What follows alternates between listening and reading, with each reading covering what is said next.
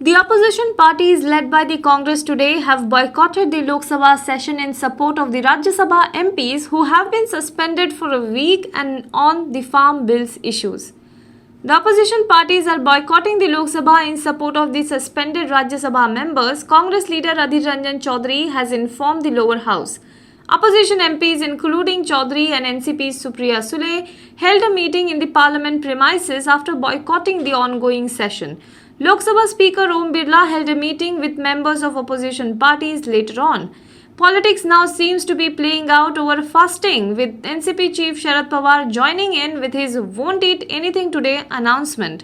His day-long fast in support of opposition lawmakers comes hours after Rajya Sabha Deputy Chairman Harivansh announced to go on a 24-hour fast over the humiliation that he faced in the House on Sunday over the farm bills passing by voice vote. Veteran Maharashtra leader Sharad Pawar today announced a one-day fast to express solidarity with 8 Rajya Sabha members suspended over chaos during a vote on controversial farm bills.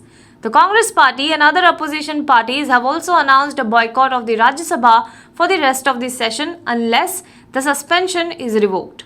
Pawar also accused the central government of pursuing an agenda against political opponents as he referred to tax notices. The NCP chief said that Income Tax Department has also served him a notice asking for clarification and explanation on his election affidavits.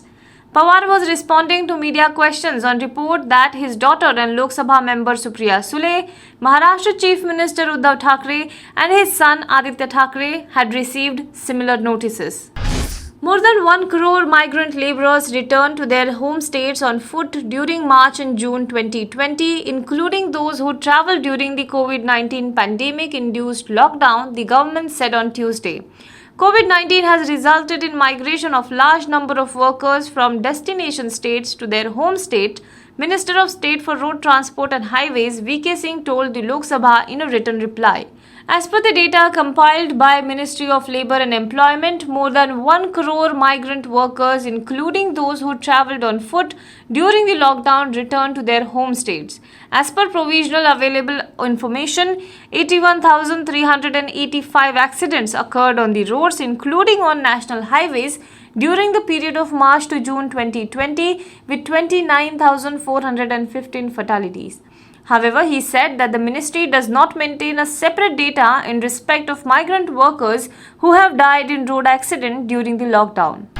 Congress President Sonia Gandhi and her son Rahul Gandhi returned from abroad early on Tuesday, the sources in the party have said. Gandhi, who is 73 years old, had gone to the United States for the routine medical checkup on September 12, 2 days ahead of the monsoon session of the parliament. Rahul Gandhi had accompanied her during the visit. Sources had said her medical checkup was overdue and was delayed due to COVID-19 pandemic and the lockdown. Gandhi had cleared the Congress's organizational restructuring before leaving for the US. Parliament on Tuesday passed a bill to further amend the Companies Act and decriminalize various compoundable offences as well as promote ease of doing business in the country. The Companies Amendment Bill 2020 was passed by a voice vote in Rajya Sabha amid several opposition MPs boycotting the proceedings of House to protest suspension of 8 members. The Lok Sabha had given its approval to the bill on September 19th. The Companies Amendment Bill 2020 seeks to decriminalize various penal provisions, permit direct overseas listing of Indian corporates, and introduced a new chapter related to producer organizations in the legislation. Reduction in the penalties for certain offences as well as in timeline for right issues, relaxation in CSR compliance requirement, and creation of separate benches at the National Company Law Appellate Tribunal, also known as NCLAT, are also among the proposed changes. Now be the first to know about the latest updates on our new news app. Go on your Android or iOS, search for HW News Network. Download our app, choose the language you prefer to get updates in, and be up to date with the latest news.